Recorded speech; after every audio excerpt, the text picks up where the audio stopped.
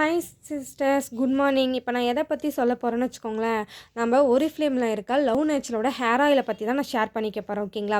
எனக்கு இந்த hair oil மூலிமா என்னென்ன பெனிஃபிட் கிடைச்சதுங்கிறத நான் உங்கள் கூட ஷேர் பண்ணிக்க போகிறேன். ஃபர்ஸ்ட் எல்லாமே எனக்கு ஹேர் ஃபால் ரொம்ப இருக்கும். அதே மாதிரி என்னோடய ஹேர் பார்த்திங்கன்னா அவ்வளோ சைனிங்காகவும் இருக்காது.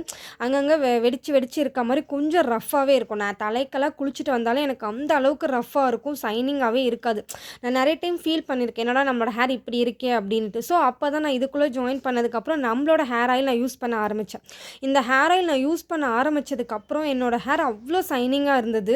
அதுவும் இல்லாமல் என்னோடய ஹேர் பார்த்திங்கன்னா எனக்கே அவ்வளோ பிடிச்சிருந்தது. அப்புறம் என்னோடய ஹேர் ஃபாலும் எனக்கு ரெடியூஸ் பண்ணி கொடுத்தது. என்னோடய ஹேரை நல்லா சைனிங்காக இருந்தது. ஸோ அதுக்கப்புறம் தான் இது மேலே நான் ரொம்ப ஆர்வம் எடுத்துகிட்டு என்னோடய ஹேரை நான் பராமரிக்க ஆரம்பித்தேன்.